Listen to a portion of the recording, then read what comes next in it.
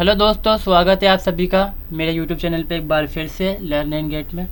और इस वीडियो के अंदर हम जानेंगे उदारवाद के सिद्धांत के बारे में कि उदारवाद की छोटी सी बनाई मैंने वीडियो कि हम समझ सकें, और अगर वीडियो बड़ी बनाऊंगा तो वो बना दूंगा बाद में। फ़िलहाल हम जानेंगे उदारवाद के बारे में।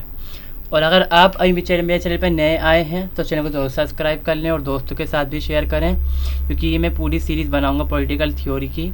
ठीक है, तो इसको स्टार्ट करते हैं इस वीडियो को हम। उदारवाद क्या है, पहले हम देखेंगे जो उदारवाद का अर्थ क्या है। ठीक है, पहले हम जानते हैं कि उदारवाद है, इसका जो अर्थ है वो क्या है। उदारवाद जो इंग्लिश का शब्द है, इसको हम बोलते हैं अंग्रेज़ी भाषा के शब्द लिबरलिज़म का हिंदी अनुवाद है। लिबरलिज़म का मतलब क्या होता है, जब बात करते हैं हम लिबर्टी की, जिसको हम हिंदी में बोलते हैं आज़ादी। ठीक है, आज़ादी स्वतंत्रता बोल सकते हैं इसको, वही बोलते हैं। तो इसमें क्या है, इसकी उत्पत्ति अंग्रेज़ी भाषा के शब्द लिबर्टी से हुई, किसकी, लिबरलिज़म की। इसका मतलब क्या होता है, ये स्वतंत्रता से संबंधित है। हम बात करते हैं यहाँ पर किसकी, स्वतंत्रता, या फिर फ्रीडम बोलेंगे, दूसरा वर्ड हम ये इस्तेमाल कर सकते हैं, फ्रीडम। ठीक है, तो ये होता है लिबरलिज़म के बारे में। उदारवाद हिंदी में कहते हैं, इंग्लिश में कहते हैं लिबरलिज़म। अब अगर इसको हम देखते हैं, दूसरा शब्द भी आता है, एक लिबरलियन आता है, जिसका लैटिन भाषा का शब्द है। ये भी किससे संबंधित होता है, स्वतंत्रता से। इसका मतलब भी क्या है, आज़ादी। जब हम बात करते हैं लोगों की आज़ादी के बारे में, तो यहाँ तक हमारे समझ में क्या आ चुका है कि जो उदारवाद है वो बात करता है इंसान की, मनुष्य की स्वतंत्रता के बारे में, कि सामाजिक स्वतंत्रता हो, राजनीतिक स्वतंत्रता हो, उसके पास आर्थिक हो, जो भी बात करते हैं हम आज़ादी की, इंसान की स्वाधीनता के बारे में जब बात करते हैं, तो वो विचारधारा या वो सिद्धांत कहलाता है उदारवाद, जो समर्थन करता है किसकी, मानव की स्वतंत्रता के बारे में जब बात करता है वो, कि मानव की स्वतंत्रता, आज़ादी, या फिर हम बोलेंगे सीधी बातों में आज़ादी। ठीक है, जब बात कर रहे हैं हम यहाँ पर इंसान की जो आज़ादी है उसके बारे में जो सिद्धांत बात करता है वो कहलाता है उदारवाद। ये क्या है, उदारवाद एक राजनीतिक और नैतिक दर्शन है। नैतिक मतलब जब बात कर रहे हैं हम यहाँ पर इंसान की नैतिकता, जब हम कहते हैं कि इंसान को, क्योंकि इंसान के बारे में क्या कहा जाता है कि मनुष्य जो है वो पैदाइश से आज़ाद होता है, पैदा ही इंसान जो होता है वो स्वतंत्र होता है। और राजनीति तौर पर हम कह सकते हैं कि इंसान के जो अधिकार हैं उनके बारे में बात की जाती है, क्योंकि विचारधारा है ये शासित की सहमति और कानून के समक्ष समानता पर आधारित है। शासित कौन लोग हैं, जैसे हम जनता शासित है, जिस पे लोग शासन कर रहे हैं। और शासित के जब हक की बात आती है तो उसमें पहला हक जो है, जो उसका अधिकार बनता है, वो होता है स्वतंत्रता, आज़ादी। इंसान की आज़ादी हर तरह से, चाहे वो सामाजिक हो या आर्थिक हो या राजनीतिक हो। और कानून के समक्ष समानता के बारे में बात करता है। उदारवाद यही चीज़ कहलाती है उदारवाद। उदारवाद पर क्या कह सकते हैं हम, आमतौर पर सीमित सरकार, व्यक्तिगत अधिकारों, नागरिक अधिकारों और मानव अधिकारों, दो अधिकार होते हैं ना, एक मानव अधिकार होते हैं, एक होता है राजनीतिक अधिकार, फिर नागरिक अधिकार बोलते हैं, जिनको हम पूंजीवाद, मुक्त बाजार, लोकतंत्र, धर्मनिरपेक्षता, लिंग समानता, नस्लीय समानता और अंतर्राष्ट्रीयता का समर्थन करता है। क्योंकि जो हम देखते हैं उदारवाद का कॉन्सेप्ट है, जो हम सिद्धांत होता है वो होता है आज़ादी। तो लोकतंत्र जो होता है उसकी पहली बुनियाद यही होती है कि वो बात करता है समानता की, दूसरा ये होता है आज़ादी। ठीक है, लोकतंत्र का सबसे ज़्यादा जो हम काम जो इस्तेमाल किया जाता है, लोकतंत्र होता ही इसलिए है कि जो लोग स्वतंत्रता है या समानता है और जो उनके लिए न्याय है, ये तीन चीज़ें इसमें ख़ास होती हैं लोकतंत्र के अंदर। और जो उदारवाद है वो इस चीज़ पे जोर देता है कि व्यक्ति जो है उसके अधिकार उसको आसानी से मिल सकें, और जो सरकार हो उनके अधिकार, जिसमें अधिकार बताते हैं ये लिबर्टी, इसको हम बोलते हैं स्वतंत्रता, उस पर विशेष ये बल देते हैं कि सरकार सीमित रहे। व्यक्ति के जो अधिकार क्षेत्र है, सरकार को कोई हक नहीं है कि वो उसके अंदर बोले। सरकार का सिर्फ इतना काम है कि वो व्यक्ति के जो अधिकार हैं, यह व्यक्ति हैं, एक दूसरे से उनकी रक्षा करे और उनके अधिकारों की रक्षा करे, और कोई दूसरा देश उनके आगे ऊपर आकर आक्रमण न करे। सिर्फ सरकार का सिर्फ इतना काम है। सरकार ना तो सरकार जो हम कह सकते हैं कि जो सरकार है ना आर्थिक क्षेत्र में दखलंदाजी कर सकती है, ना व्यक्ति के निजी मामलों में दखलंदाजी कर सकती है। तो ये चीज़ कहलाती है उदारवाद। साधारण शब्दों में कह सकते हैं हम, उदारवाद एक ऐसा दर्शन या विचारधारा है जो सत्ता के केंद्रीयकरण का प्रतिनिधित्व करने वाली किसी भी व्यवस्था का विरोध तथा व्यक्ति की स्वतंत्रता का जीवन के प्रत्येक क्षेत्र में समर्थन करती है। मतलब वही बातें जो उदारवाद है वो समर्थन कर रहा है स्वतंत्रता का, इंसान की जो आज़ादी है उसका, उसके हर क्षेत्र में। आर्थिक 3 क्षेत्र होते हैं खासकर हमारे यहाँ, आर्थिक, राजनीतिक और सामाजिक, ठीक है, या फिर धार्मिक भी बोल सकते हैं, अगला हो सकता है इसके अंदर। तो उसमें आज़ादी मिलनी चाहिए। और जो सत्ता का केंद्रीकरण, मतलब सरकार जो हम बोल सकते हैं एक तरह से हम बोलेंगे जैसे राजतंत्र होता है या डिक्टेटरशिप, मोनार्की वगैरह हो सकती है। राजतंत्र को मोनार्की बोलते हैं। और तानाशाही होती है। सरकार का क्या यहाँ पर होता है, जो सरकार जो सत्ता है, जो देश की शक्ति है वो किसी एक के पास हो जाती है, मगर जो उदारवाद है वो इसका विरोध करता है, कहता है कि सत्ता जो है समूहों के अंदर बटी होनी चाहिए, लोगों के बीच सत्ता बटी होनी चाहिए, उनको अधिकार मिलने चाहिए। और अगर इसी चीज़ को हम छोटे शब्दों में कहेंगे, मतलब संपूर्ण जो अर्थ निकलता है, हम इसका संकीर्ण अर्थ निकालेंगे। अर्थशास्त्र, राजनीतिक शास्त्र जैसे विषयों तक भी सरकार रखता है, जहाँ पर वस्तुओं और सेवाओं के उत्पादन व वितरण और शासकों के चुनने हटाने की वकालत की करता है। कि जो उदारवाद है वो समर्थन करता है कि सरकार ना छोटे से, जो सरकार का जो कार्यकाल है वो छोटा होना चाहिए, बहुत ज़्यादा छोटा हो, कि सरकार जो है तानाशाह ना बन जाए, देश पे कंट्रोल इतना ज़्यादा ना कर ले, इतना ज़्यादा नियंत्रण ना कर ले कि वो व्यक्तियों के अधिकार जो हैं उनका हनन करने लग जाए। उदारवाद यही विचारों को मानता है और कहता है कि आर्थिक क्षेत्र में सरकार को तो कोई हक ही नहीं है कि वो उसमें दखलंदाजी कर सकती है, नहीं कर सकती बिल्कुल। सिर्फ उसको क्या करना है, उनकी रक्षा करनी है अधिकारों की, लोगों के। और जो हमारे सेक्टर हैं, जो हम बोलेंगे आर्थिक क्षेत्र हैं, उनमें काम जो सरकार सही से कर सके, बस इतना करना है उसको, कि जो काम करने वाले जो लोग हैं उनकी रक्षा हो। आगे हम देखते हैं कुछ परिभाषाएं उदारवाद की। डेरिक हिंटर क्या कहते हैं, स्वतंत्रता उदारवाद का सार है। क्योंकि हम जब देखते हैं उदारवाद बात ही इस चीज़ की कर रहा है, किसकी, स्वतंत्रता के बारे में बात कर रहा है।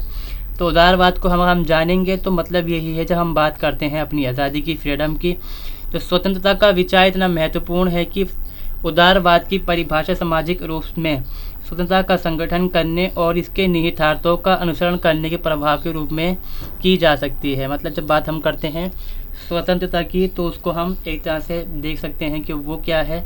यहाँ पर जो हम कहेंगे यही चीज़, यही सही है। तो इसमें हम कह सकते हैं कि जो अधिकार हैं, जो आज़ादी का अधिकार है, उसी के साथ में जान सकते हैं हम इसको। आगे जो लॉस्की हैं क्या कहते हैं, लॉस्की का जो विचार है वो खासकर अहमियत रखता है इसमें। उदारवाद कुछ सिद्धांतों का समूह नहीं है, बल्कि दिमाग में रहने वाली आदत है, अर्थात चित्त प्रकृति।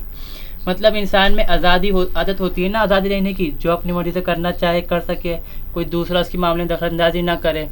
तो वही चीज़ को ही कहते हैं कि सिद्धांत ही नहीं है कुछ ही, बस ये चीज़ ऐसी है, इंसान के दिमाग में रहती है कि हाँ मुझे आज़ादी होनी चाहिए, अपनी मर्जी से काम कर सकूँ।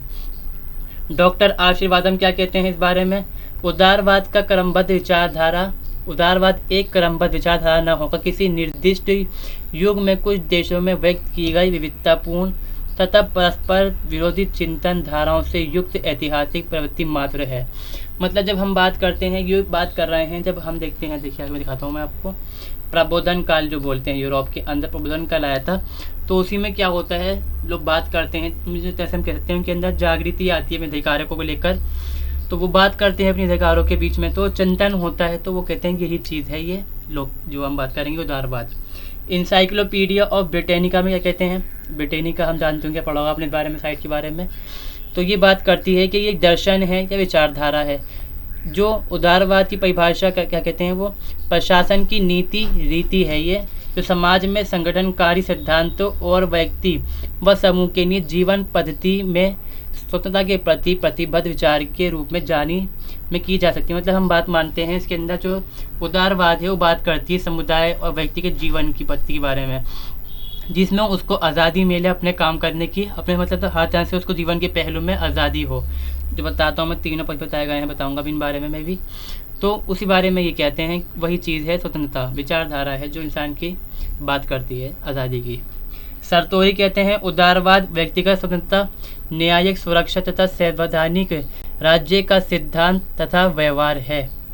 मतलब जब बात करते हैं कि राज्य जो है, राज्य सिद्धांत यही होगा कि वो लोगों के बीच, देखिए 3 चीज़ें होती हैं राज्य के अंदर, खास स्वतंत्रता होती है पहला, न्याय जो मिलता है इंसान को, और जो है संविधान होना चाहिए राज्य के अंदर, फिर समानता होनी चाहिए।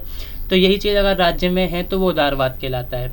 लुई वेसरमैन कहते हैं उदारवाद को भावात्मक तथा वैचारिक दृष्टि से एक ऐसे आंदोलन के रूप में परिभाषित किया जा सकता है जो जीवन के हर क्षेत्र में व्यक्तिगत स्वतंत्रता की अभिव्यक्ति में समर्पित रहता है। मतलब ये कहते हैं कि विचारिक दृष्टि है, ये भावना है इंसान की जो बात करती है इंसान के आज़ादी के हर क्षेत्र में। इंसान को जहाँ पर हम बात करते हैं आज़ादी की, वो चीज़ कहलाती है उदारवाद। इसके 3 पक्ष होते हैं। पहला बताया था मैंने आपको, आर्थिक पक्ष के इंसान को आर्थिक रूप में मुक्ति मिले, इसमें मुक्त प्रतिस्पर्धा होनी चाहिए, स्व विनिमय बाजार होना चाहिए, न्यून राज्य हस्तक्षेप और वैश्वीकरण आदि विशेषताएं इसमें शामिल होती हैं। मतलब जो राज्य है उसको हस्तक्षेप नहीं करना बाजार के मामले में, वो खुद ही कंट्रोल करेंगे। जो हम कहते हैं डिमांड सप्लाई के ऊपर काम होना चाहिए और इंसान खुद ही चीज़ को कंट्रोल करे। और जो बाजार में मुक्त जो हम कहते हैं कि कंपटीशन होना चाहिए, वो आज़ादी हो, गवर्नमेंट कंट्रोल ना करे कि आपको ये चीज़ इतने पैसे के अंदर ही बेचनी है, नहीं, जो वो खुद बनाएंगे हिसाब से बेच सकते हैं अपने हिसाब से। और अगला क्या है, राजनीतिक उदारवाद में क्या चीज़ शामिल है, प्रगति में विश्वास, मानव की अनिवार्य अच्छाइयाँ, व्यक्ति की स्वतंत्रता और राजनीतिक तथा नागरिक स्वतंत्रता में शामिल होती है कि इंसान के जो अपने जो हम कहेंगे व्यक्तित्व है उसका विकास करने की जो चीज़ें होती हैं वो चीज़ें उसको मिल सकें। अगला क्या है, सामाजिक उदारवाद। जब हम बात करें समाज के बारे में कि समाज में जो बहुत सारे लोग जुड़े हुए हैं, क्या है, समूहों के संरक्षण जुड़े मुद्दे, समलैंगिक विवाह और LGBTQ से संबंधित मुद्दे आते हैं इसमें। अगला जो बताया गया है कि इसकी विचार जो शुरुआत कहाँ से होती है उदारवाद की, प्रबोधन काल से ही इसके बारे में शुरुआत हो जाती है, वरना इससे पहले भी हम देखते हैं कि जो अरस्तु हैं, इसको एरिस्टोटल वगैरह बोलते हैं, तो उनके टाइम में भी होती है चीज़ें, सुकरात है, अरस्तु है, मतलब उनमें डिस्कशन शुरू हो जाता है इस बारे में लेकर कि हमें आज़ादी के बारे कोई विचारधारा क्या चीज़ होनी चाहिए ये। तो वो बाद में फिर इसको जब हम देखते हैं कि ब्रिटेन के अंदर फिर यूरोप के अंदर जब जागृति आती है लोगों के बीच, उनकी जो अवेयरनेस होती है वो ज़्यादा निकलने आ जाती है उनके दिमाग के अंदर, तो वो उसमें एनलाइटमेंट कहलाता है वो टाइम। मतलब जब लोगों के बीच जागृति होती है थोड़ा सा, मतलब कि वो अंधकार से बाहर निकल जाते हैं। पहले वो अंधकार में होते हैं, जो चर्च कहता है उसकी बात को मानते हैं, मगर बाद में क्या होता है वो दिमाग का इस्तेमाल करते हैं, समझदार हो जाते हैं, पढ़े लिखे हो जाते हैं वो, तो वो इस चीज़ को समझने लग जाते हैं। फिर बात निकल के आती है एनलाइटमेंट की, फिर यहाँ बात होती है लिबर्टी है खासकर के बाद से पश्चिम में दार्शनिक और अर्थशास्त्री के बीच उदारवाद लोकप्रिय हुआ था। एलाइनमेंट जो हम कहते हैं इसके बाद ही ये प्रमुख जो है जैसे हम मशहूर होता है ये उदारवाद ने वंशानुगत विशेष अधिकार, क्योंकि ब्रिटेन में खासकर ब्रिटेन और फ्रांस में बहुत ज़्यादा था, जो राजा थे उनको क्या था, विशेष अधिकार प्राप्त थे। राज्य धर्म, पूर्ण राजतंत्र, राजाओं के दिव्य अधिकार जैसे पारंपरिक रूढ़िवादी मानदंडों को प्रतिनिधि लोकतंत्र और कानून के शासन के माध्यम से रूपांतरित करने की मांग की थी। उन्होंने कहा कि जो सरकार के सिस्टम है पुराने उनको हटाया जाए, जैसे कि जो चर्च का कंट्रोल है पूरा तरह से उसको ख़त्म किया जाए। जो राज्य हैं उनके जो बच्चे होते हैं, जो राजा होते हैं, उनके जो ख़ानदान होते हैं, जो अधिकार मिले हैं वो ख़त्म हो, राजतंत्र ख़त्म हो, जो अधिकार राजाओं को मिले हुए हैं, जो उनको फ़ायदा मिलता है वो ख़त्म किए जाने चाहिए। तो वहाँ से ये शुरुआत होती है उदारवाद की, चेंजेस की बात कर रहे हैं हम यहाँ पर। उदारवादियों ने व्यापारिक नीतियों को आसान बनाने, शाही अधिकार और व्यापार हेतु अन्य बाधाओं को समाप्त करने की मांग की थी। तो व्यापारिक नीतियों में आसान बनाने में, क्योंकि इसमें क्या था कि जो शासन व्यवस्था होती थी वो कंट्रोल करती थी कंपनी को बहुत ज़्यादा, किसी भी कंपनी को जो आती थी दूसरे देश में व्यापार करने के लिए, तो उसको ही कहते हैं कि ये ख़त्म होनी चाहिए बिल्कुल। इससे क्या होगी, जो लोग हैं सब बराबर हो जाएंगे आपस में, उनके बीच जो सत्ता का होड़ है या फिर हम कह सकते हैं जो सत्ता के बीच लड़ाई जो चल रही है वो ख़त्म हो जाएगी। तो ये छोटी सी एक वीडियो हो जाती है कि इसके बारे में, उदारवाद के बारे में परिभाषाएँ जान ली हमने, इसकी क्या विशेषताएँ, कौन से पहलू हैं वो हम जान चुके हैं, शुरुआत कैसे हुई वो सब। तो मैं उम्मीद करता हूँ दोस्तों आपको वीडियो अच्छी लगी होगी, तो चैनल को ज़रूर सब्सक्राइब करिएगा। वीडियो अच्छी लगी हो तो दोस्तों के साथ भी शेयर करें, वीडियो को लाइक करें, और ये वीडियो कंप्लीट होती है यहीं पर। मिलते हैं अगली वीडियो में। इस वीडियो में बस इतना ही।